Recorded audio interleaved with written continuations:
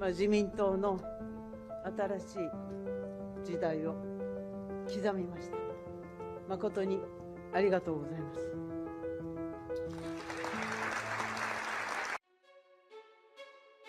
일본이 발칵 뒤집혔습니다. 불과 50km. 부산에서 고작 그 거리밖에 떨어져 있지 않은 섬이었죠. 그런데 말입니다. 1592년 일본이 직접 만든 지도엔 그 섬이 조선 영토로 표기돼 있었습니다. 도대체 누가, 왜 이런 지도를 만들었을까요? 그 한 장의 종이가 국제사회를 뒤흔들었고 전 세계 언론이 이 숫자 하나, 55에 주목했습니다. 그런데 놀라운 건 거기서 끝이 아니었습니다. 최신 해양 감시망의 좌표값이 0.8% 오차로 일치한 것인데요. 과거의 지도와 현재의 기술이 완벽히 맞물린 그 순간, 역사적 거짓이 무너지는 데 걸린 시간은 단 3분이면 충분했습니다. 회의장은 충격 그 자체였죠. 이제 세계가 묻습니다. 그 섬, 정말 일본 땅이 맞습니까? 지금부터 그 놀라운 현장 속으로 들어가 보시죠. 미국에서 날아온 충격적인 이야기. 바로 시작합니다. 그리고 지금 어디에서 시청하고 계신지 댓글로 남겨주세요.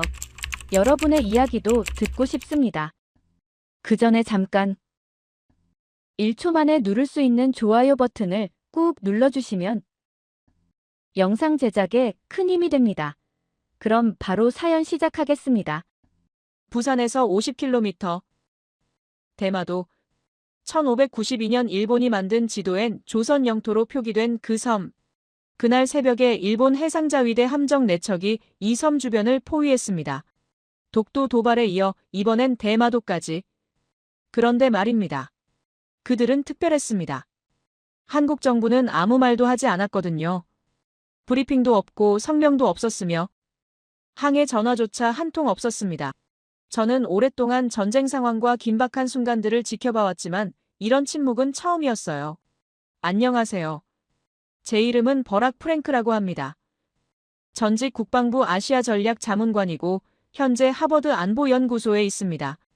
그날 저는 깨달았어요. 침묵에는 두 가지가 있다는 걸 말이죠. 이런 상황에서 대다수 국가들은 어떻게 하는지 아십니까? 즉각 항해 성명을 내고 언론 브리핑을 열고 외교 채널로 압박을 가하는 게 일반적입니다. 하지만 한국은 달랐어요. 청와대는 조용했으며 국방부는 침묵했고 외교부는 한마디도 없었습니다. 전 세계 언론들이 이 상황을 주목하기 시작했어요. CNN은 실시간 속보를 띄웠으며 BBC는 특파원을 급파했고 로이터는 긴급 분석 기사를 쏟아냈습니다. 일본의 도발이 얼마나 노골적이었는지 설명해 드릴게요. 새벽 4시 일본 규슈 지역 사세보 기지에서 비상경보가 울렸습니다. 사세보는 일본 해상자위대의 주요 거점 중 하나로 한반도와 가장 가까운 대규모 해군 기지예요. 이곳에서 최신의 이지스함 아사카제를 선두로 구축함 3척이 동시에 출항 명령을 받았습니다. 위성 추적 시스템이 보여준 일본 함대의 움직임은 정말 치밀했어요. 4척의 함정이 각각 다른 항로를 택해 대마도를 향해 수렴하고 있었거든요. 마치 사냥감을 포위하듯 동서남북에서 동시에 접근하는 완벽한 배치였습니다. 해가 뜨자 첫 번째 충격이 왔어요. 일본 함정들이 대마도 동쪽 해역에 일제히 정박한 겁니다. 이게 왜 충격이었냐면요. 대마도는 일본이 자국 영토라고 주장하는 곳이잖아요. 그런데 자국 영토 앞바다에 최신의 전투함 4척을 전투 배치 상태로 정박시킨다는 건 뭔가 보여주기 위한 거라는 뜻이었어요. 마치 한국을 향해 우리가 시료 지배하고 있다는 걸 과시하는 군사적 시위였던 겁니다. 각 함정의 레이더가 동시에 가동되면서 대마도 전체를 완전 포착했습니다. 일본 해상자위대는 대마도 해역에서 정기 순찰 훈련을 시작한다고 발칵 발표했어요. 하지만 위성 영상 속 현실은 달랐습니다. 각 함정마다 대함 미사일 발사대가 육지 방향으로 향해 있었고 헬기 갑판에는 대형 헬기들이 이륙 대기 상태였거든요. 이건 단순한 훈련이 아니라 명백한 무력 과시였어요. 더욱 놀라운 건 총리 관저의 움직임이었습니다.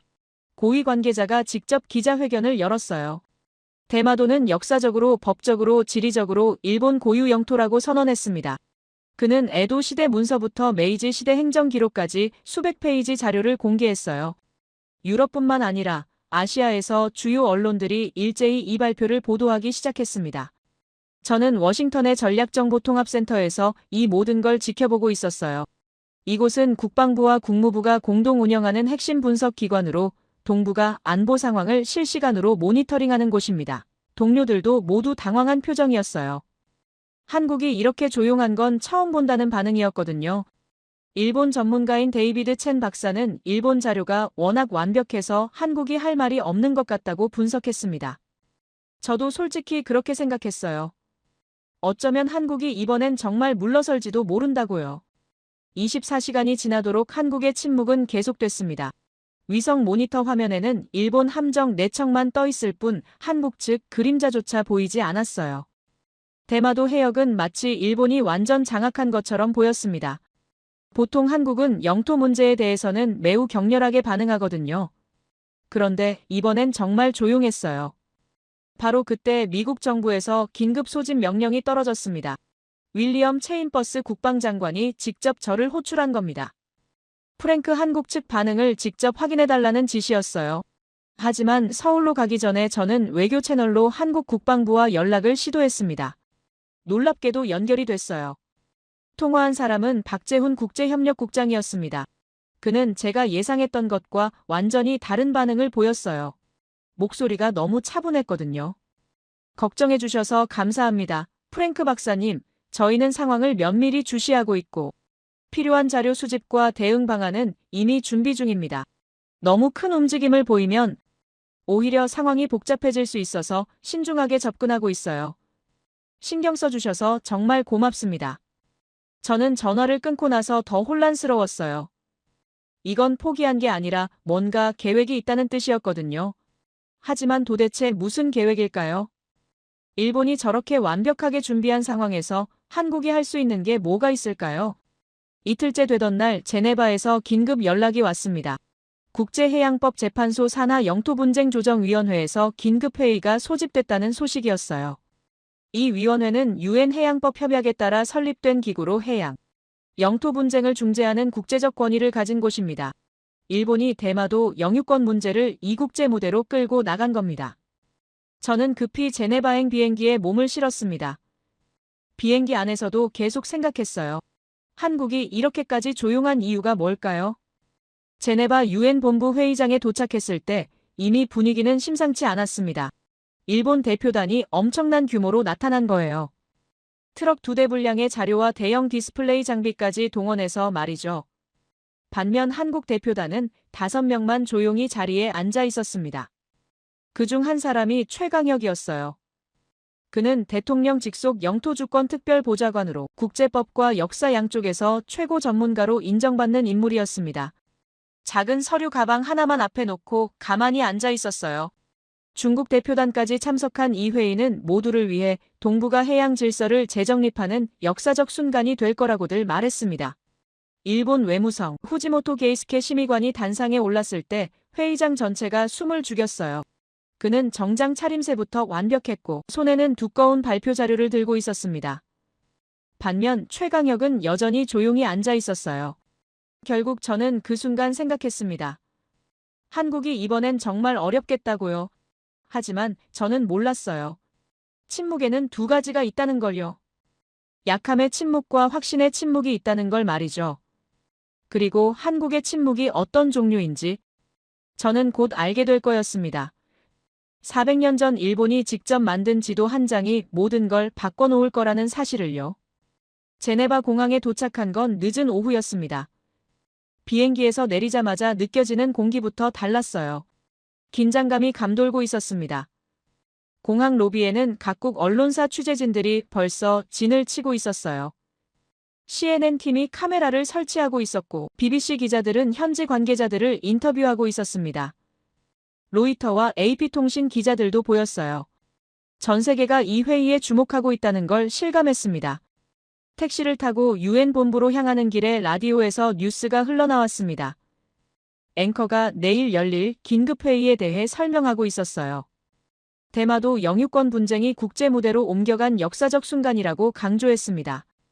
일본이 400년 역사 자료를 준비했다는 소식도 들렸어요.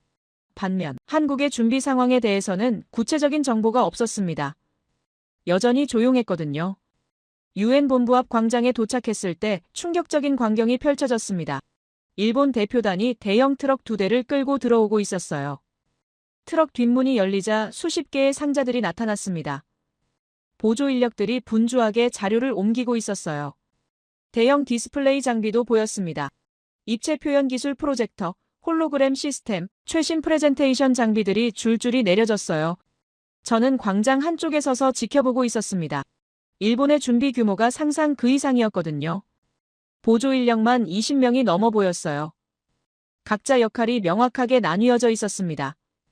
기술팀, 법률팀, 역사팀, 홍보팀까지 완벽한 조직력이었어요. 후지모토 게이스케 심의관이 현장을 지휘하고 있었고 그의 표정에는 자신감이 가득했습니다. 바로 그때 한국 대표단이 도착했습니다.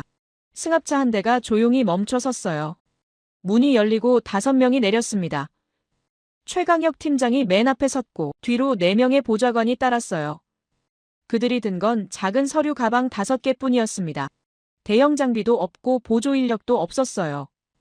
이 대비가 너무 극명해서 애초에 승부가 난 것처럼 보였습니다. 각국 기자들이 한국 대표단을 향해 몰려들었습니다. 카메라 플래시가 터지고 질문들이 쏟아졌어요. 대마도에 대한 한국 입장이 무엇인지, 어떤 자료를 준비했는지, 일본의 방대한 자료에 어떻게 대응할 것인지. 하지만 최강혁 팀장은 한마디도 하지 않았습니다. 그저 짧게 고개만 숙이고 건물 안으로 들어갔어요. 저는 유엔 본부 로비에서 양측 대표단을 관찰했습니다. 일본 팀은 회의실 곳곳을 확인하며 장비 설치를 지휘하고 있었어요. 스크린 테스트, 음향 체크, 조명 조절까지 모든 게 완벽하게 준비되고 있었습니다. 반면 한국팀은 작은 회의실 하나만 배정받아 조용히 들어갔어요. 밖에서는 그들이 뭘 하는지 전혀 알 수 없었습니다. 저녁이 되자 각국 대표들이 속속 도착하기 시작했습니다. 미국이었다면 이렇게 많은 나라가 관심을 보이지 않았을 거예요. 하지만 대마도 문제는 달랐습니다. 아시아에서 영토 분쟁은 단순히 두 나라의 문제가 아니었거든요. 중국 대표단이 도착했고 러시아 옵서버도 보였어요. 유럽뿐만 아니라 중동과 남미에서도 참관단을 보냈습니다. 이 회의가 국제해양법의 중요한 선례가 될 거라는 판단이었어요. 저는 호텔로 돌아가지 않고 유엔 본부 인근 카페에 머물렀습니다. 다른 참관인들도 마찬가지였어요. 모두들 내일 회의에 대해 이야기하고 있었습니다. 대부분의 의견은 일본이 유리하다는 쪽이었어요. 준비 규모부터 압도적이고 자료의 완성도도 높다는 평가였습니다. 한 프랑스 외교관은 한국이 감정에 호소하는 전략을 쓸 거라고 예상했어요. 하지만 국제 무대에서는 감정보다 증거가 중요하다고 덧붙였습니다. 밤 9시쯤 저는 다시 유엔 본부로 돌아갔습니다. 불이 켜진 회의실들이 보였어요. 일본 팀은 여전히 리허설을 하고 있었습니다. 후지모토 심의관이 스크린 앞에 서서 발표 연습을 하고 있었고 팀원들이 타이밍을 체크하고 있었어요. 완벽을 추구하는 모습이었습니다. 반면 한국팀이 있는 회의실은 조용했습니다. 불은 켜져 있었지만 밖에서는 아무 소리도 들리지 않았어요. 저는 궁금했습니다. 그들이 대체 무엇을 준비하고 있는지요? 일본이 저렇게 완벽하게 준비한 상황에서 한국이 할 수 있는 게 이렇게까지 적어 보이는데 말이죠. 자정이 넘어 호텔로 돌아왔을 때 워싱턴에서 메시지가 와 있었습니다. 체인버스 국방장관이 상황 보고를 요청한 거였어요. 저는 간략하게 답장을 보냈습니다. 일본의 준비는 완벽하고 한국의 전략은 아직 불명확하다고요. 솔직히 한국이 어렵겠다는 개인적 의견도 덧붙였습니다. 다음 날 아침 일찍 유엔 본부로 향했습니다. 회의는 오전 10시에 시작될 예정이었어요. 로비에는 벌써 각국 언론사 취재진들이 진을 치고 있었습니다. 생중계 준비가 한창이었어요. CNN, BBC, 알자지라, NHK, CCTV까지 주요 방송사들이 모두 모였습니다. 이 회의가 세계를 이끄는 언론들에게 얼마나 중요한 사건인지 실감했어요. 회의실 입구에서 양측 대표단을 다시 볼 수 있었습니다. 일본 팀은 정장 차림에 완벽한 준비를 마친 모습이었어요. 서류 가방마다 라벨이 붙어 있었고 각자 역할이 명확했습니다. 반면 한국 팀은 여전히 5명뿐이었어요. 최강혁 팀장의 표정은 차분했습니다. 이런 상황에서도 전혀 흔들림이 없어 보였어요. 저는 회의장 안으로 들어갔습니다. 좌석은 이미 각국 대표들로 가득 차 있었어요. 의장석 양쪽으로 일본과 한국 대표단이 마주보고 앉을 예정이었습니다. 뒤편에는 방청석이 있었고 언론석도 따로 마련되어 있었어요. 저는 참관 인석에 자리를 잡았습니다. 미국 대표단 옆자리였어요. 회의 시작 10분 전 마지막으로 양측을 관찰했습니다. 일본 후지모토 심의관은 팀원들과 최종 점검을 하고 있었어요. 자신감 넘치는 모습이었습니다. 반면 최강혁 팀장은 조용히 앉아 있었어요. 그의 앞에는 작은 태블릿 하나만 놓여 있었습니다. 저는 생각해보면 그때 이상한 느낌을 받았어요. 최강혁 팀장의 차분함이 포기처럼 보이는 게 아니라 뭔가 준비된 듯한 여유처럼 느껴졌거든요. 바로 그때 한국 팀원 한 명이 조용히 자리를 떠났습니다. 복도로 나가더니 잠시 후 낡은 서류 케이스 하나를 들고 돌아왔어요. 케이스가 오래되어 보였습니다. 가죽이 닳아 있었고 모서리가 헤어져 있었어요. 그 안에 뭐가 들어있는지는 알 수 없었습니다. 하지만 최강혁 팀장이 그 케이스를 받아들고 잠깐 눈을 감았어요. 마치 준비를 다시 확인하는 듯한 모습이었습니다. 의장이 들어왔습니다. 회의 시작을 알리는 의사봉 소리가 회의장에 울려 퍼졌어요. 과거와 현재가 충돌하는 역사적 순간이 시작되려 하고 있었습니다. 저는 가슴이 두근거렸어요. 한국의 저 낡은 서류 케이스 안에 대체 무엇이 들어있을까요? 결국 내일이면 모든 게 밝혀질 거였습니다. 의장이 의사봉을 두드리며 회의 시작을 선언했습니다. 회의장 전체가 숨을 죽였어요. 각국 대표들이 자리에 앉았고 언론석에서는 카메라가 일제히 앞을 향했습니다. CNN 생중계가 시작됐고 화면 하단에는 실시간 자막이 흐르기 시작했어요. 대마도 영유권 분쟁 국제회의 개막. 여전히 한국 대표단은 조용했습니다. 의장이 일본 측에 먼저 발표 기회를 주겠다고 선언했어요. 후지모토 게이스케 심의관이 천천히 단상으로 걸어 나왔습니다. 그의 걸음걸이부터 자신감이 넘쳤어요. 손에는 리모컨 하나만 들고 있었고 뒤편에서는 기술팀이 대형 스크린을 켰습니다. 회의장 전체를 밝히는 화면이 펼쳐졌어요. 후지모토는 존경하는 의장님과 각국 대표 여러분께 감사하다며 입을 열었습니다. 오늘날 우리가 제시할 증거들은 대마도가 역사적으로 법적으로 지리적으로 일본 고유 영토임을 명확히 보여줄 것이라고 선언했어요. 그의 목소리는 차분했지만 강렬했습니다. 스크린에 입체 표현 기술 지도가 나타나기 시작했어요. 첫 번째 화면은 대마도의 지리적 위치였습니다. 홀로그램으로 구현된 동해 전체가 입체적으로 펼쳐졌어요.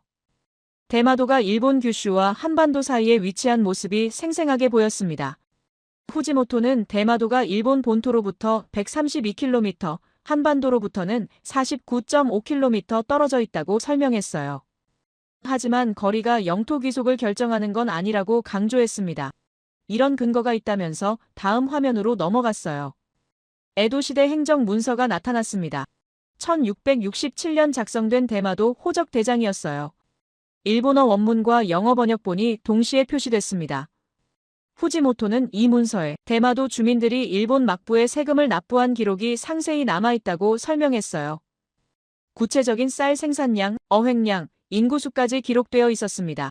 300년 이상 일본 행정체계 안에서 관리되어 온 증거라고 간주했어요. 다음 화면에는 메이지 정부의 지적 대장이 나타났습니다. 1868년부터 1912년까지 44년간의 토지 소유 기록이었어요. 각 필지마다 소유주 이름, 면적, 용도가 일본어로 명확히 기재되어 있었습니다. 후지모토는 이렇게 체계적으로 관리된 토지 기록은 실효적 지배의 명백한 증거라고 주장했어요. 국제법상 실효적 지배가 영토 귀속의 핵심 요건이라는 하버드 로스쿨 교수의 법리 해석까지 인용했습니다. 저는 솔직히 감탄했어요. 일본의 자료가 확실하게 설득력이 있었거든요. 옆자리에 앉은 영국 대표 제임스 경도 고개를 끄덕이며 메모를 적고 있었습니다. 독일 대표단도 진지한 표정으로 화면을 주시하고 있었어요. 회의장 분위기가 점진적으로 일본 쪽으로 기울어지고 있었습니다. 후지모토는 계속해서 증거를 제시했습니다. 쇼와 시대의 학교 교육 기록이 나타났어요. 1925년부터 1945년까지 대마도에 설립된 일본 공립학교 문서였습니다. 학생 명부, 교사 명단, 교육 과정표가 상세히 남아 있었어요. 모두 일본어로 교육이 진행됐다는 증거였습니다. 그는 교육 체계야말로 국가를 위해 국민을 양성하는 핵심 시스템이고 이것이 100년 가까이 지속됐다는 건 명백한 영토 주권 행사라고 역설했어요. 화면이 바뀌면서 현대 위성 측량 자료가 나타났습니다. NASA와 일본 우주항공연구개발기구가 공동으로 촬영한 대마도 지형도였어요. 해저 지질 구조까지 입체 표현 기술로 구현되어 있었습니다. 후지모토는 대마도의 지질 구조가 일본 규슈의 화산암 지층과 완전히 일치한다고 설명했어요. 반면 한반도 남부의 퇴적암 지층과는 명확히 다르다는 도쿄대학 지질학 교수의 연구 논문을 제시했습니다. 저는 생각해보면 그때 한국이 이미 진 것 같다는 생각을 했어요. 일본의 증거가 너무 체계적이었거든요. 역사 기록, 행정 문서, 지질 조사까지 300년이 넘는 시간 동안 축적된 자료들이었습니다. 미국도 이 정도 준비를 하지는 못했을 거예요. 일본의 치밀함이 정말 대단했습니다. 후지모토는 국제법 해석으로 넘어갔습니다. 1951년 샌프란시스코 강화조약 원문이 화면에 나타났어요. 그는 이 조약에서 일본이 포기한 영토 목록에 대마도가 포함되지 않았다고 강조했습니다. 국제사회가 대마도를 일본 영토로 인정했다는 명백한 증거라고 주장했어요. 조약 원문을 기초한 하버드 로스쿨 교수들의 법리 분석까지 첨부했습니다. 국제법상 조약은 당사국뿐 아니라 국제사회 전체를 구속한다는 원칙을 상기시켰어요. 40분간 계속된 후지모토의 발표는 압도적이었습니다. 역사, 행정, 지질, 법률, 모든 측면에서 완벽하게 준비된 자료였어요. 각 단계마다 권위 있는 전문가들의 의견이 뒷받침됐고 반박하기 어려운 증거들로 가득했습니다. 저는 객관적으로 봐도 일본의 주장이 설득력 있다고 인정할 수밖에 없었어요. 발표가 끝나자 회의장에 박수가 터져나왔습니다. 각국 대표들이 일제히 박수를 쳤어요. 일본 대표단은 만족스러운 표정으로 자리에 앉았습니다. 후지모토의 얼굴에는 승리의 미소가 번졌어요. 반면 한국 대표단은 여전히 조용했습니다. 최강혁 팀장은 표정 변화 없이 앞을 바라보고 있었어요. 바로 그때 회의장 벽면에 전광판이 켜졌습니다. 실시간 여론조사 결과가 나타나기 시작했어요. 각국 대표들에게 현재까지 발표 내용을 바탕으로 의견을 물은 거였습니다. 숫자가 천천히 올라갔어요. 대마도 영유권에 대한 귀하의 판단은 일본 영토 58%, 한국 영토 22%, 판단 보류 20%. 저는 깜짝 놀랐어요. 일본이 과반수를 넘긴 겁니다. 더욱 충격적인 건 시간이 갈수록 일본 쪽 비율이 계속 올라가고 있다는 점이었어요. 일본은 완벽하게 준비해왔고 그 결과가 전광판에 그대로 나타나고 있었습니다. 한국의 22%는 턱없이 부족한 수치였어요. 의장이 한국 측에 발표 기회를 주겠다고 선언했습니다. 하지만 최강혁 팀장은 자리에서 일어나지 않았어요. 그는 조용히 손을 들어 발언권을 요청했습니다. 의장이 고개를 끄덕이자 최강혁 팀장은 자리에 앉은 채로 한마디만 했습니다. 현장 검증을 먼저 받아달라고 요청한다고요. 회의장이 웅성거렸습니다. 현장 검증이라니 이런 건 회의 규정에 없는 절차였어요. 일본 후지모토 심의관이 즉시 반발했습니다. 우리는 충분한 증거를 제시했고 현장 검증은 불필요하다고 항변했어요. 하지만 최강혁 팀장은 차분하게 규정 제15조에 따르면 당사국은 기술적 검증을 요청할 수 있다고 반박했습니다. 의장이 규정집을 뒤적거렸어요. 정말로 그런 조항이 있었습니다. 잘 사용되지 않는 조항이었지만 분명히 존재했어요. 의장이 허용하겠다고 선언했습니다. 그런데 말입니다. 어떤 검증을 하겠느냐는 질문이 이어졌어요. 최강혁 팀장은 대답하지 않았습니다. 그저 적절한 시기에 말씀드리겠다고만 했어요. 그리고 다시 조용히 앉았습니다. 회의장이 다시 웅성거렸어요. 사람들은 서로 얼굴을 마주보며 어리둥절해했습니다. 한국이 대체 무슨 전략을 쓰는지 아무도 이해할 수 없었거든요. 전광판의 숫자가 다시 움직였어요. 일본 영토 64%, 한국 영토 18%, 판단 보류 18%, 일본이 60%를 돌파한 겁니다. 한국은 오히려 더 떨어졌어요. 최강혁 팀장의 애매한 대응이 오히려 역효과를 낸 거였습니다. 저는 옆자리 독일 대표에게 한국이 왜 저러는지 물었어요. 그는 고개를 저으며 자료가 없어서 시간을 끄는 것 같다고 답했습니다. 프랑스 대표도 고개를 끄덕였어요. 일본 준비가 워낙 완벽해서 한국이 섣불리 반박하기 어려운 상황이라고 분석했습니다. 감정적 대응 대신 이런 전략으로 시간을 벌려는 것 같다고 덧붙였어요. 하지만 국제 무대에서는 명확한 증거가 중요하다며 한국의 전략이 효과적이지 않다고 평가했습니다. 회의가 끝난 후 복도에서 만난 일본 대표들은 환한 표정이었어요. 후지모토는 동료들과 악수를 나누며 승리를 확신하는 듯 했습니다. 예상보다 쉬웠다는 대화가 들렸어요. 한국이 이렇게 빨리 무너질 줄 몰랐다는 얘기도 나왔습니다. 반면 한국 대표단은 조용히 회의장을 나왔어요. 최강혁 팀장의 표정은 여전히 차분했지만 주변 분위기는 무겁게 느껴졌습니다. 기자들이 몰려들었지만 한국팀은 한마디도 하지 않고 승합차에 올라탔어요. 객관적으로 보면 한국의 패배는 명확했습니다. 그날 밤 호텔에서 워싱턴의 체인버스 국방장관에게 보고 전화를 드렸습니다. 일본이 압도적으로 앞서고 있고 한국은 아무런 준비가 안 되어 있는 것 같다고 보고했어요. 장관은 한국이 정말 포기한 건지 물었고 저는 거의 확실하다고 답했습니다. 내일 최종 결정이 나겠지만 결과는 뻔해 보인다고 덧붙였어요. 하지만 전화를 끊고 나서도 뭔가 찜찜한 느낌이 들었습니다. 한 가지 의구심이 계속 머릿속을 맴돌았어요. 한국이 이렇게까지 조용한 게 정말 포기 때문일까요? 최강혁 팀장의 차분함이 계속 신경 쓰였습니다. 오직 그의 표정만은 패배한 사람 같지 않았거든요. 다음 날 회의가 재개됐습니다. 회의장은 어제보다 더 많은 사람들로 가득했어요. 어제 일본의 압도적 발표를 본 각국 언론들이 오늘 한국의 대응을 주목하고 있었거든요. 전광판에는 여전히 어제 수치가 그대로 떠 있었습니다. 일본 64%, 한국 18%, 판단 보류 18%. 객관적으로 봐도 한국이 이렇게까지 불리한 상황은 드물었어요. 의장이 한국 측에 발표 기회를 다시 주겠다고 선언했습니다. 최강혁 팀장이 천천히 자리에서 일어났어요. 그의 손에는 어제 봤던 그 낡은 서류 케이스가 들려 있었습니다. 회의장이 조용해졌어요. 모두가 한국이 어떤 반박을 할지 궁금해했거든요. 최강혁 팀장은 단상으로 걸어가면서 그 케이스를 조심스럽게 탁자 위에 올려놓았습니다. 최강혁 팀장이 회의장을 천천히 둘러보며 어제 일본이 제시한 자료들은 정말 훌륭했다고 인정했습니다. 300년 이상 축적된 행정 기록과 현대 과학 기술까지 동원한 완벽한 준비였다고 평가했어요. 회의장이 웅성거렸습니다. 한국이 일본을 칭찬하는 게 이상했거든요. 하지만 최강혁 팀장은 침착하게 말을 이었어요.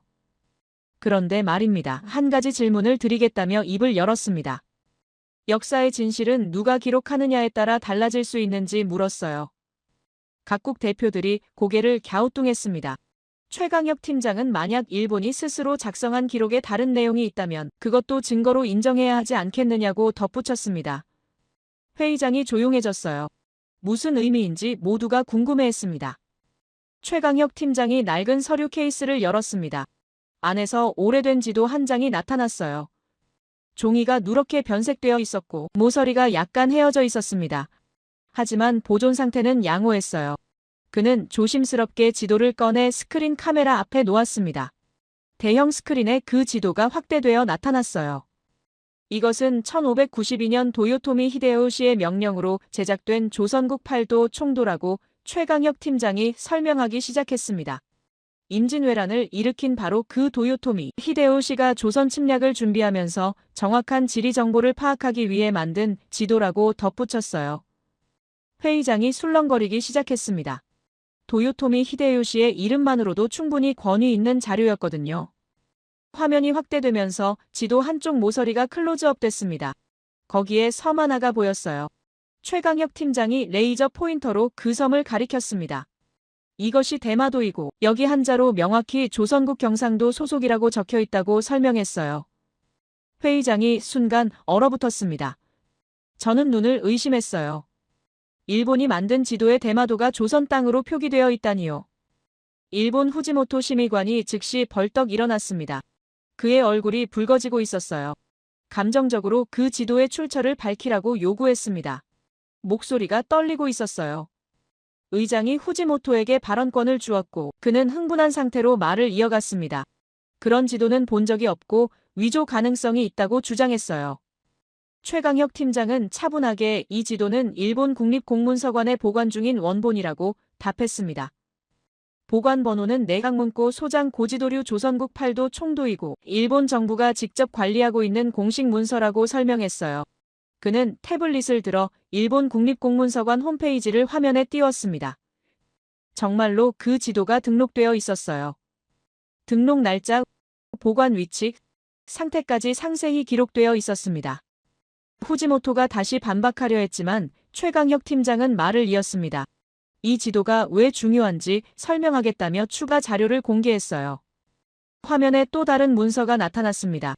도요토미 히데요시가 조선 침략을 명령하면서 작성한 군사 작전 계획서였어요.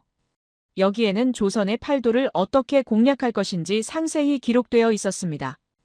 최강혁 팀장이 설명했습니다. 도요토미 히데요시는 적을 정확히 알기 위해 최고 수준의 지도 제작을 명령했고 당시 일본 최고 기술자들이 동원되어 이 지도를 만들었다고요. 전쟁을 준비하는 군사 지도이기 때문에 정확성이 무엇보다 중요했다고 강조했어요.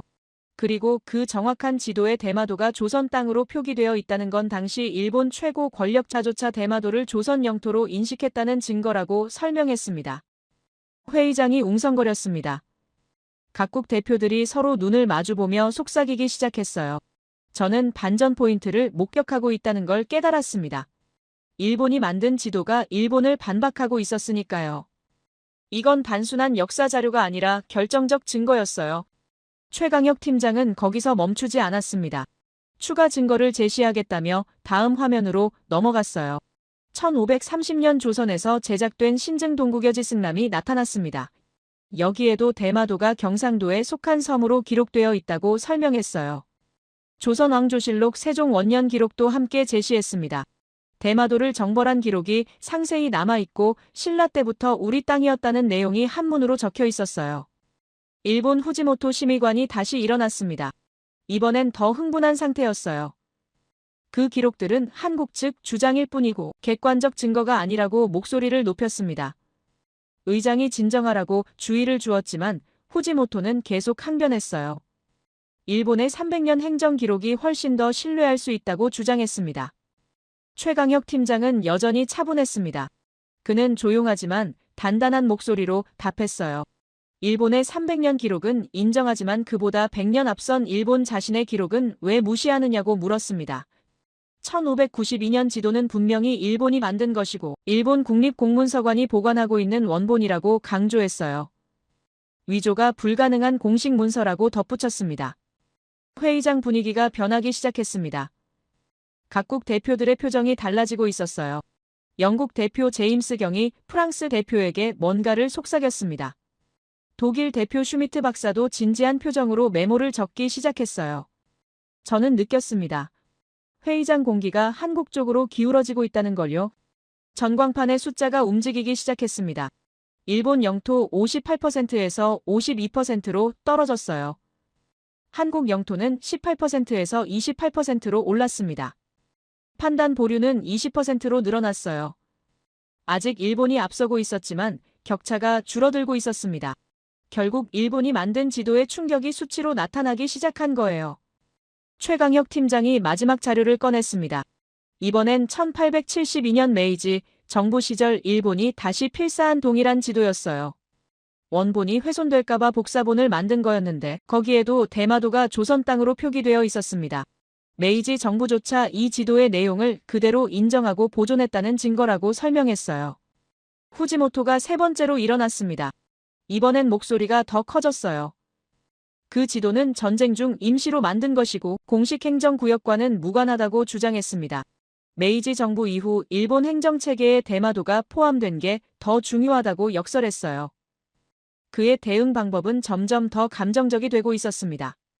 최강혁 팀장은 오히려 더 차분해졌습니다. 그는 일본 대표의 주장을 정리하며 말했어요. 전쟁 중 만든 지도라서 신뢰할 수 없다는 논리라면 반대로 질문하겠다고 했습니다. 적을 공격하기 위해 만든 군사 지도가 부정확할 리 있겠느냐고 물었어요. 도요토미 히데요시는 조선을 정복하기 위해 최대한 정확한 정보를 원했을 것이고 그래서 최고 기술자들을 동원해 지도를 만들었을 거라고 설명했습니다. 그의 논리는 명확했어요. 전쟁 준비용 지도야말로 가장 정확한 지도이고 그 지도에 대마도가 조선 땅으로 표기되어 있다는 것, 당시 일본이 대마도를 조선 영토로 인식했다는 명백한 증거라고 간주했습니다. 회의장이 다시 술렁거렸어요. 최강혁 팀장의 논리가 꾸준함을 유지하며 설득력을 얻고 있었습니다.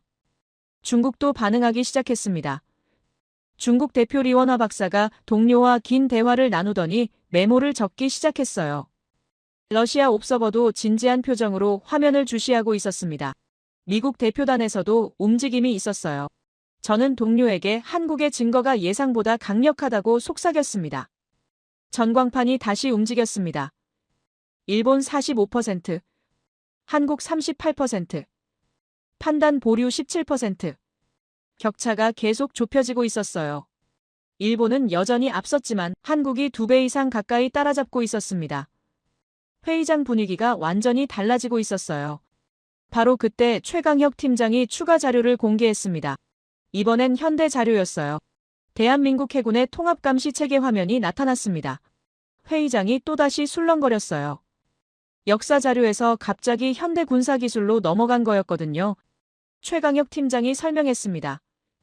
역사적 증거만으로 부족하다면 현재의 실효적 지배 능력도 보여드리겠다고 했어요. 화면에는 대마도 주변 해역이 실시간으로 표시되고 있었습니다. 수면 위, 수면 아래, 공중까지 3계층으로 나뉘어서 모든 움직임이 포착되고 있었어요. 이것은 대한민국 해군의 통합감시 체계라고 최강혁 팀장이 설명했습니다. 대마도 해협 전체를 실시간으로 감시하고 있다고 덧붙였어요. 화면 속에는 놀라운 정보들이 가득했습니다. 파란색 점들은 세종급 구축함의 장거리 탐지 레이더 신호였고 녹색 선들은 차세대 구축함 통합 감시 시스템이었어요. 빨간색 파형들은 잠수함의 수중 음향 탐지 자료였습니다. 더욱 놀라운 건 공중 감시망이었습니다. 대마도 해역을 덮고 있는 무인기들의 움직임이 흰색 점들로 표시되고 있었어요.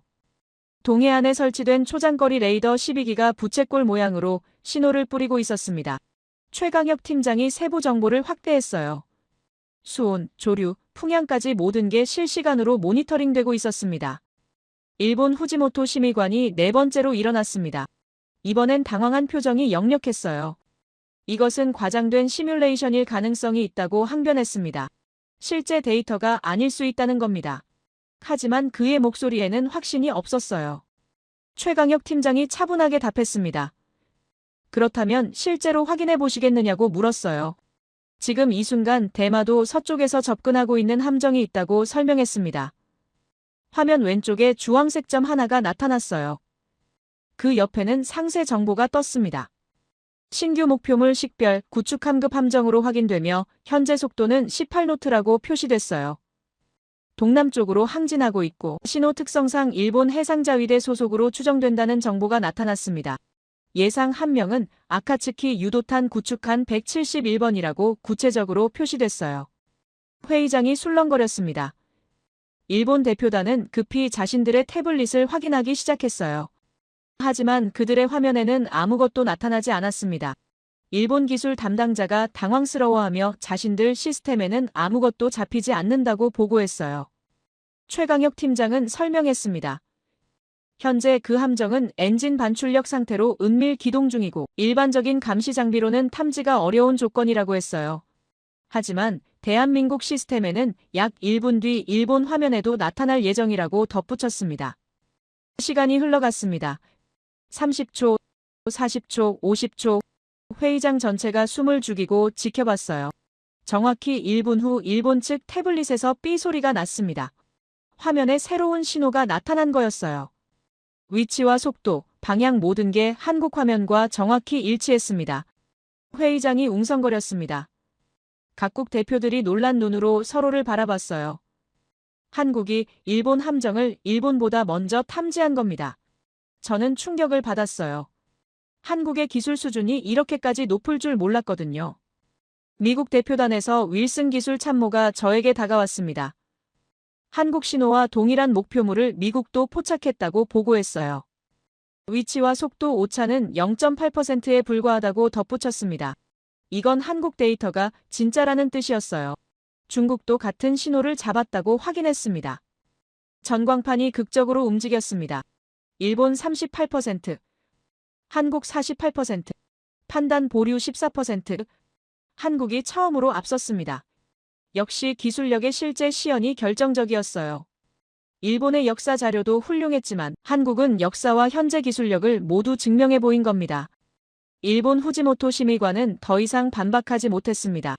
자국 함정을 자국보다 먼저 탐지한 한국의 능력 앞에서 할 말이 없었던 거예요. 그의 얼굴은 창백했고 동료들과 긴급 회의를 시작했습니다. 반면 최강혁 팀장은 여전히 차분했어요. 최강혁 팀장이 마지막으로 말했습니다. 역사는 감추려 해도 결국 드러나는 법이고 특히 자신들이 기록한 역사는 더욱 그렇다고 했어요. 그리고 기술은 거짓말을 하지 않는다고 덧붙였습니다. 우리는 역사적 증거와 현대 기술력으로 대마도와의 연결을 명확히 보여드렸다고 선언했어요. 회의장에 박수가 터져나왔습니다. 각국 대표들이 일제히 박수를 쳤어요. 저도 모르게 손뼉을 치고 있었습니다. 한국의 저력이 정말 대단했거든요. 조용히 준비해온 증거들이 의식을 완전히 바꿔놓은 겁니다. 전광판 최종 수치가 떴습니다. 일본 32%, 한국 53%, 판단 보류 15%, 한국이 과반수를 넘긴 순간이었어요. 저는 그때 깨달았습니다. 침묵 속에 숨겨진 한국의 전략이 얼마나 치밀했는지를요. 그들은 일본이 만든 지도와 현대기술력이라는 두 개의 결정적 카드를 가지고 있었던 겁니다. 회의가 끝난 직후 회의장 밖은 혼란에 빠졌습니다. 각국 기자들이 양측 대표단을 향해 몰려들었어요. 카메라 플래시가 터지고 질문들이 쏟아졌습니다. 일본 후지모토 심의관은 고개를 숙인 채 빠르게 회의장을 빠져나갔어요. 반면 최강혁 팀장은 짧은 코멘트를 남겼습니다. 진실은 언제나 드러나게 되어 있고 우리는 그저 역사가 말하게 했을 뿐이라고 했어요. 저는 호텔로 돌아가 긴급 보고서를 작성하기 시작했습니다. 워싱턴의 체인버스 국방장관에게 보낼 보고서였어요. 상황이 완전히 역전됐고 한국의 증거가 예상을 뛰어넘는 수준이었다고 썼습니다. 특히 1592년 일본이 만든 지도가 결정타였다고 강조했어요. 일본이 스스로 만든 문서가 일본을 반박하는 상황이라고 덧붙였습니다. 보고서를 보내고 난 직후 CNN 속보 알림이 떴습니다. 일본에서 예상치 못한 생방송이 시작됐다는 소식이었어요. 저는 급히 노트북으로 생중계를 켰습니다. NHK 스튜디오에 나이든 남성 한 명이 앉아 있었어요. 흰 머리에 정장을 입은 70대 정도로 보이는 인물이었습니다. 자막이 화면 아래에 떴습니다. 전 일본 해상자위대 기술국장 하야시 다케시 긴급 인터뷰라고 표시됐어요. 저는 깜짝 놀랐습니다. 하야시 다케시는 일본 해군 기술 분야에서 30년 넘게 일한 전설적 인물이었거든요. 그가 왜 갑자기 생방송에 나온 건지 궁금했어요. 앵커가 하야시에게 오늘 갑자기 이 자리에 나온 이유를 물었습니다. 하야시는 앞에 놓인 서류를 내려놓고 카메라를 정면으로 바라봤어요. 그의 눈빛에는 결단한 의지가 담겨 있었습니다. 그리고 단호하게 입을 열었어요. 대마도 감시 기술의 핵심은 대부분 한국에서 제공받은 자료였다고 선언했습니다. 회의장이 순간 정적에 휩싸였습니다. 저는 화면을 뚫어지게 바라봤어요.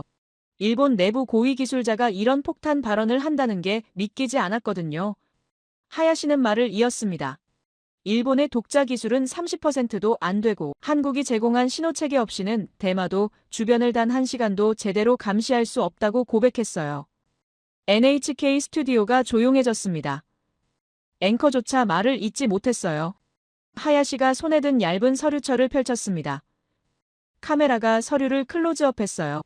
이것은 1998년부터 2016년까지 일본 방위성 내부 보고서라고 설명했습니다. 각 페이지의 제목이 화면에 나타났습니다. 첫 번째 문서에는 대마도 감시 기술 한국 제공 의존도 70% 유지라고 쓰여 있었어요. 두 번째 문서는 한국 자료가 없을 경우 감시 공백 예상 시간 11시간이었습니다. 세 번째 문서가 가장 충격적이었어요. 대마도 주장은 기술적 근거 없음이라고 명시되어 있었거든요. 하야시는 마지막으로 고위 관계자들의 대마도 발언은 사실을 왜곡한 정치적 결정이었다고 밝혔습니다. 자신은 그 거짓말을 더 이상 감당할 수 없어서 이 자리에 나왔다고 덧붙였어요. 일본 여론이 폭발했습니다. 생방송을 보던 시민들이 SNS에 분노와 충격을 쏟아내기 시작했어요. 저는 주먹을 꽉 쥐었습니다. 일본이 숨긴 건 역사 기록뿐이 아니었던 겁니다. 기술력 전체를 속였던 거예요. 처음부터 일본은 한국의 도움 없이는 대마도 주변을 제대로 감시할 수 없었던 겁니다. 그런데도 대마도가 자신들 땅이라고 주장해왔다니요.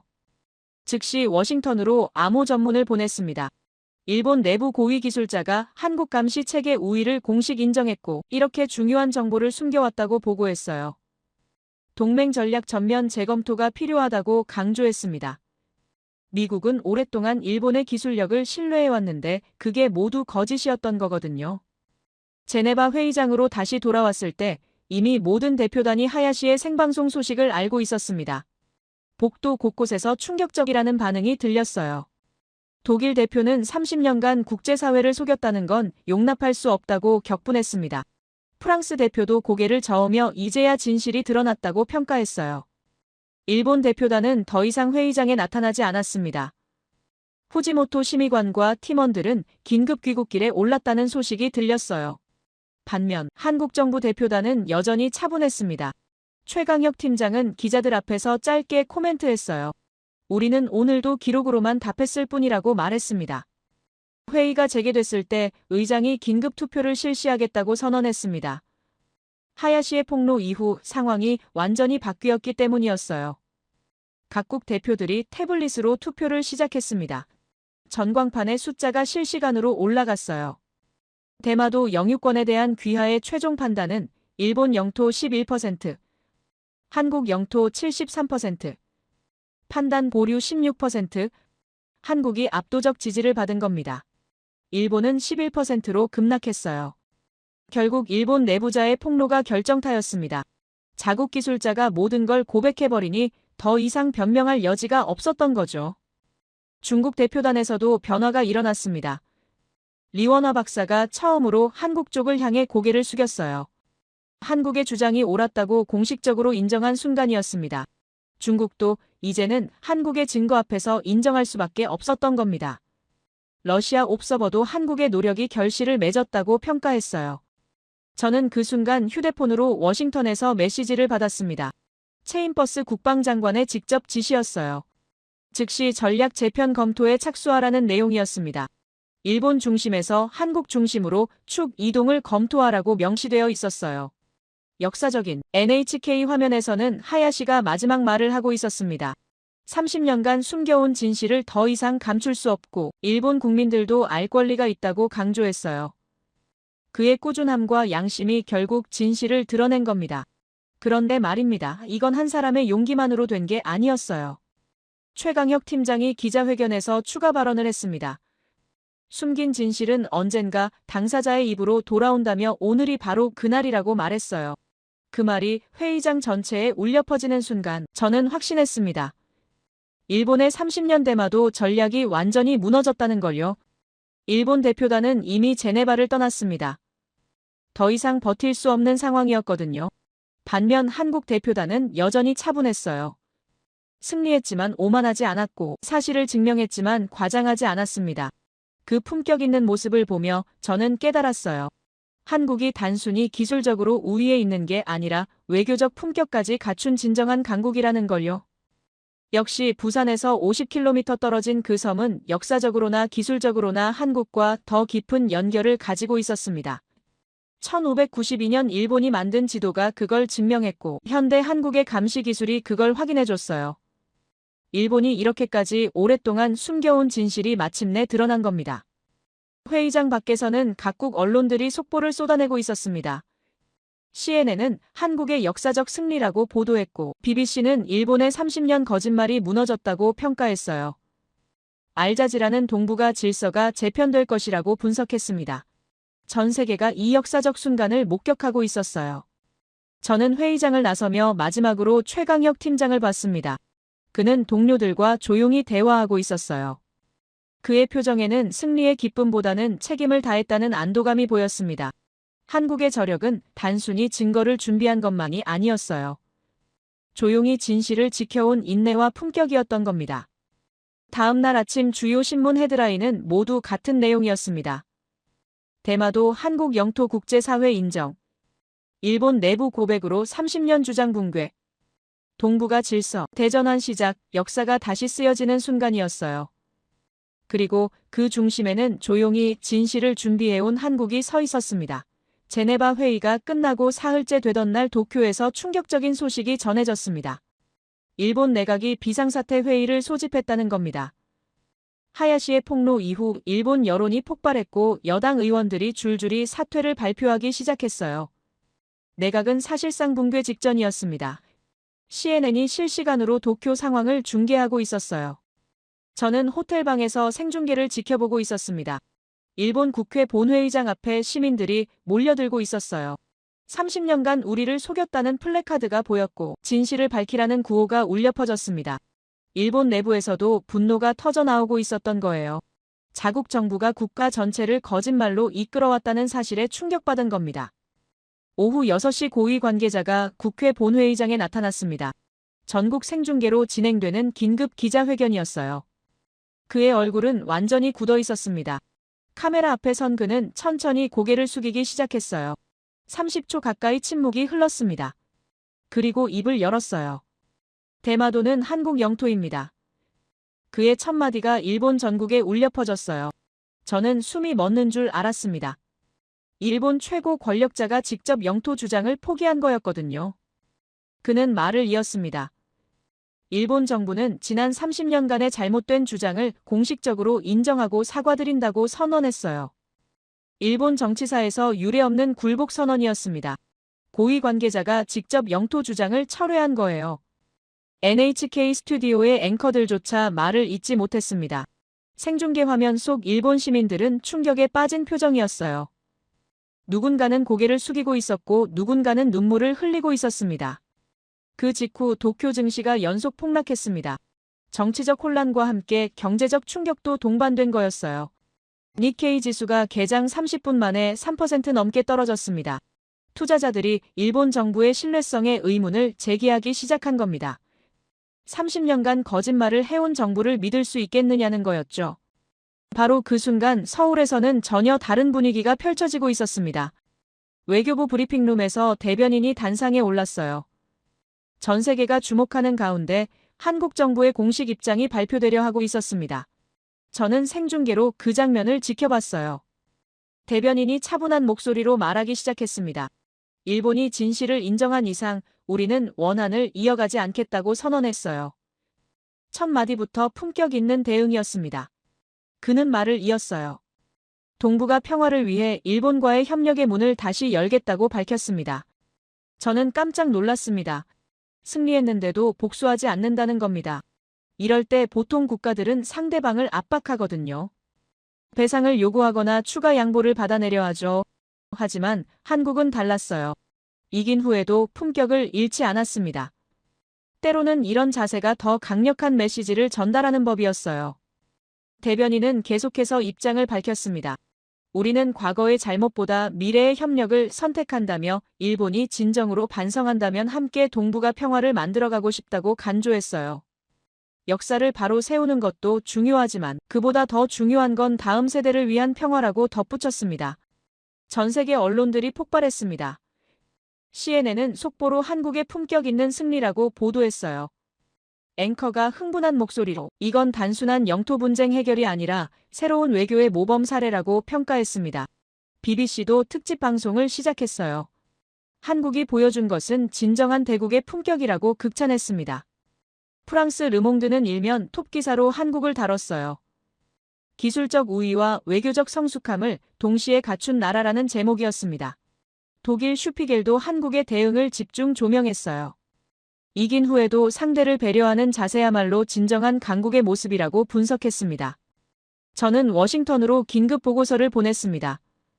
한국의 대응 방식이 예상을 뛰어넘는다고 썼어요. 승리 후 보복이 아니라 화해를 제안하는 건 외교적으로 매우 고도의 전략이라고 평가했습니다. 이런 자세가 오히려 국제사회에서 한국의 위상을 더 높일 거라고 덧붙였어요.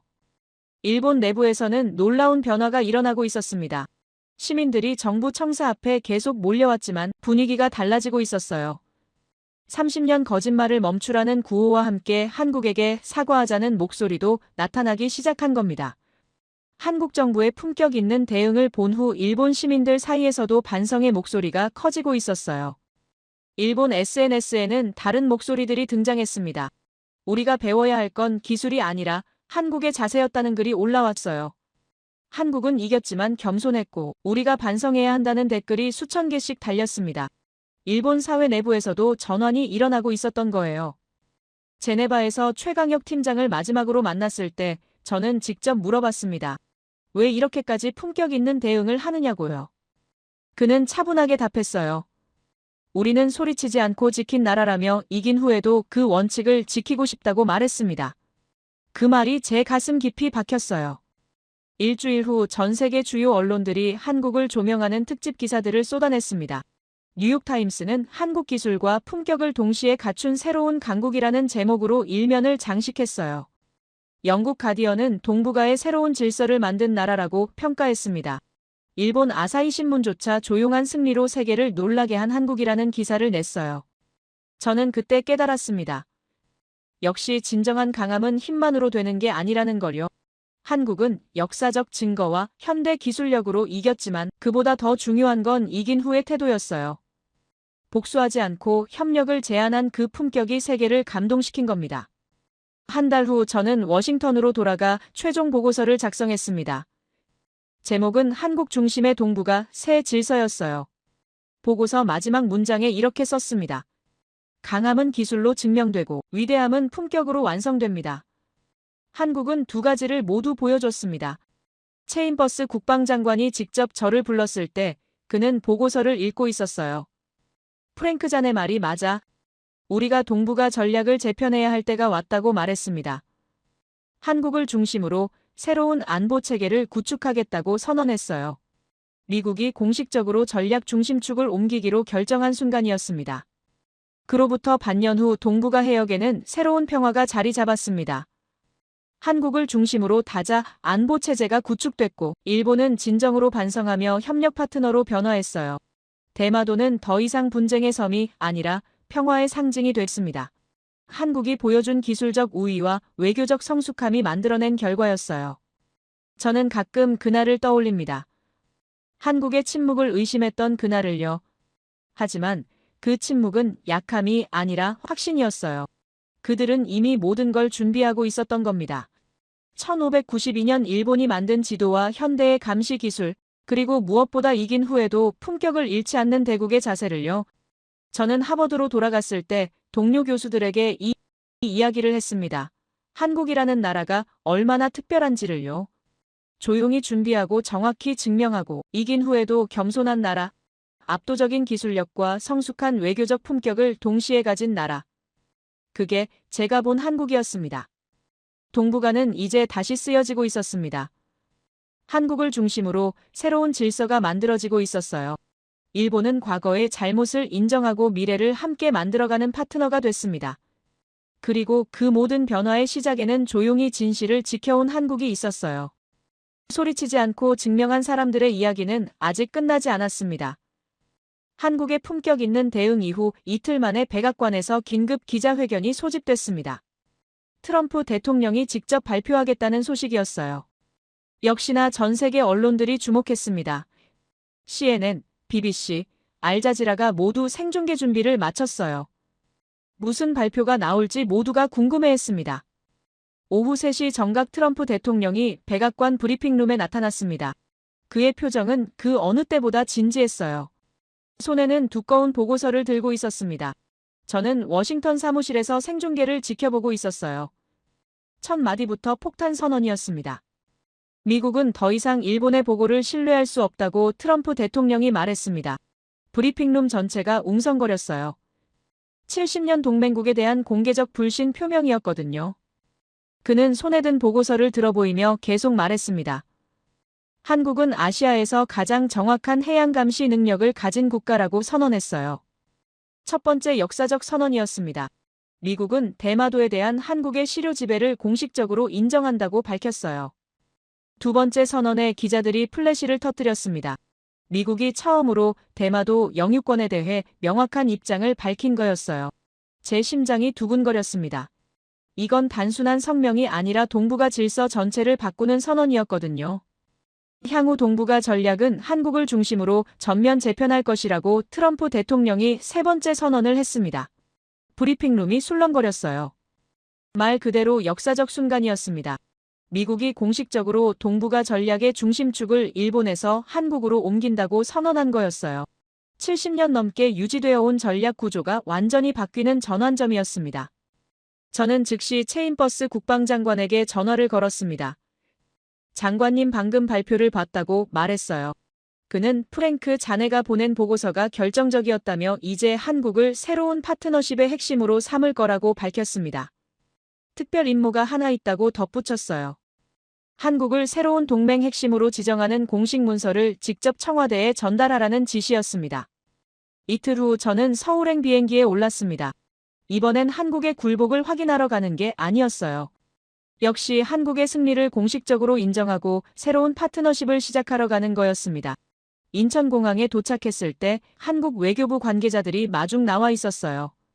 환영한다는 인사와 함께 청와대로 안내했습니다. 청와대에서 한국 대통령과의 면담이 이루어졌습니다. 저는 공식 문서를 전달했어요. 그 문서에는 트럼프 대통령의 친필 서명과 함께 이런 문구가 적혀 있었습니다. 동북아의 기준점은 이제 한국이다.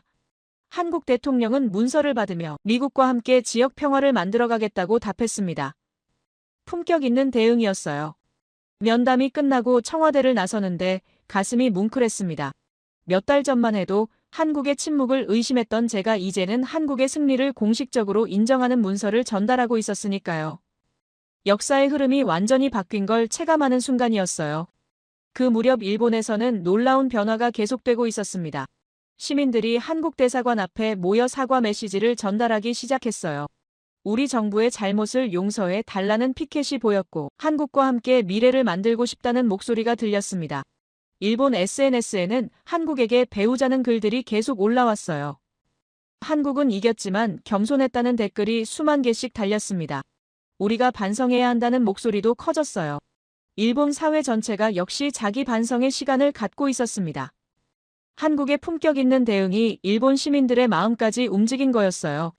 한 달 후 제네바에서 동북아 안보협력체 창설회의가 열렸습니다.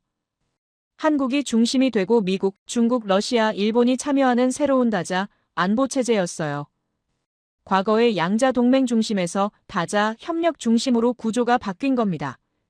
그리고 그 중심에는 기술력과 품격을 모두 증명한 한국이 서 있었어요. 회의장에서 최강혁 팀장을 다시 만났습니다. 그는 이제 한국 대통령 국가안보특별보좌관으로 승진해 있었어요. 저는 그에게 축하한다고 인사했습니다. 그는 여전히 차분한 목소리로 답했어요. 우리는 그저 진실을 보여줬을 뿐이고 앞으로도 그렇게 하겠다고 말했습니다. 세계는 이제 한국을 다르게 보고 있었습니다. 뉴욕타임스는 새로운 동북아 질서의 설계자라고 평가했어요. 파이낸셜 타임스는 기술과 외교를 겸비한 21세기형 강국이라고 분석했습니다. 이코노미스트는 한국 모델이 새로운 기준이 될 것이라고 전망했어요. 하버드로 돌아온 저는 동료 교수들과 세미나를 열었습니다. 한국의 사례를 국제정치학 교과서에 실어야 한다고 제안했어요. 기술적 우위와 외교적 성숙함을 동시에 보여준 완벽한 케이스라고 설명했습니다. 학생들에게 가르쳐야 할 모범 사례라고 강조했어요. 그로부터 반년이 지났을 때 동북아 해역에는 새로운 평화가 자리 잡았습니다. 한국을 중심으로 한 다자 안보체제가 안정적으로 작동하고 있었어요. 일본은 진정으로 반성하며 협력 파트너로 변화했습니다. 대마도는 더 이상 분쟁의 섬이 아니라 평화의 상징이 됐어요. 저는 가끔 그날들을 떠올립니다. 한국의 침묵을 의심했던 제네바 회의를요. 하지만 그 침묵은 약함이 아니라 확신이었어요. 그들은 이미 모든 걸 준비하고 있었던 겁니다. 400년 전 일본이 만든 지도와 현대의 감시 기술, 그리고 무엇보다 이긴 후에도 품격을 잃지 않는 대국의 자세를요. 대마도는 여전히 한국 땅입니다. 하지만 이제는 분쟁의 섬이 아니라 평화의 상징이 됐어요. 한국이 보여준 기술적 우위와 외교적 성숙함이 만들어낸 결과였습니다. 부산에서 50km 떨어진 그 섬은 역사적으로나 현실적으로나 한국의 일부였고 이제 세계가 그걸 인정했습니다. 저는 오늘도 하버드 연구실에서 그날의 회의록을 펼칩니다. 제 책상 위에는 한국이 제시했던 1592년 지도 사본이 놓여 있어요. 그 오래된 지도를 볼 때마다 생각합니다. 진실은 결국 드러나게 되어 있고 조용히 준비한 자들의 이야기는 결코 끝나지 않는다는 거요. 강함은 기술로 증명되고 위대함은 품격으로 완성됩니다. 그것이 제가 본 한국이었습니다. 압도적인 기술력으로 승리했지만 이긴 후에도 겸손했고 복수 대신 협력을 제안했으며 세계의 새로운 기준을 보여준 나라. 그게 바로 대한민국이었어요. 동북아의 지도는 다시 그려졌습니다. 힘의 중심은 바뀌었지만 그것은 자연스러운 변화였어요. 기술과 신뢰와 품격을 갖춘 나라가 중심이 되는 건 당연한 일이었습니다. 이제 세계는 한국을 기준으로 논의합니다. 저는 그날을 새로운 시작이라 부릅니다. 다음 세대를 위해 이 이야기를 기록으로 남깁니다. 소리치지 않고 증명한 사람들의 이야기를요. 조용히 준비하고 정확히 보여주고 이긴 후에도 품격을 잃지 않은 나라의 이야기를요. 이것이 제가 목격한 역사의 전환점이었고 미래 세대가 배워야 할 교훈이었습니다. 한국은 세계에 보여줬습니다. 진정한 강함은 힘만이 아니라 품격에서 나온다는 걸요. 승리는 기술로 얻지만 존경은 태도로 얻는다는 걸요. 그리고 가장 강력한 무기는 조용히 준비된 진실이라는 걸요. 이것이 제가 여러분께 전하고 싶은 이야기입니다. 여러분도 기억해 주시기 바랍니다. 조용히 증명한 자들의 이야기를요. 소리치지 않고 지킨 나라의 이야기를요. 그리고 이긴 후에도 품격을 잃지 않은 진정한 강국의 모습을요. 이런 나라들이 미래의 세계를 이끌어갈 것이라 믿습니다. 제 이야기를 끝까지 들어주셔서 감사합니다. 모두 안녕히 계세요. 오늘의 사연 어떻게 들으셨나요? 역사는 늘 먼 과거의 이야기처럼 느껴지지만 오늘처럼 한 장의 지도나 한 줄의 기록이 세상을 흔들 때가 있죠. 때로는 침묵이 가장 강한 대답이 되기도 하고 오래된 진실이 가장 새로운 뉴스가 되기도 합니다. 우린 종종 결과만 보고 이겼다, 졌다를 이야기하지만 진짜 중요한 건 그 과정 속에서 어떤 자세를 보여주느냐 아닐까요? 누군가는 소리치지 않고 준비했고 누군가는 진실을 증명하기 위해 끝까지 기다렸습니다. 그 인내와 품격이 결국 역사를 다시 쓰게 만든 거겠죠. 그리고 지금 이 순간에도 어딘가에서는 또 다른 진실이 조용히 깨어나고 있을지도 모릅니다.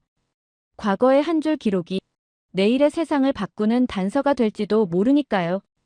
여러분은 오늘의 이야기를 어떻게 느끼셨나요? 진실과 품격, 그리고 나라의 의미에 대해 어떤 생각이 드셨는지 여러분의 생각을 아래 댓글에 남겨주세요. 그리고 감동적인 사연을 주변 사람들과 공유하고 함께 이야기 나눠보세요. 마지막으로 1초밖에 걸리지 않는 구독과 좋아요, 알림 설정은 영상 제작에 큰 힘이 됩니다. 지금까지 감동을 담아 여러분께 진심을 전하는 감동담기였습니다. 오늘 하루도 행복한 하루 보내세요.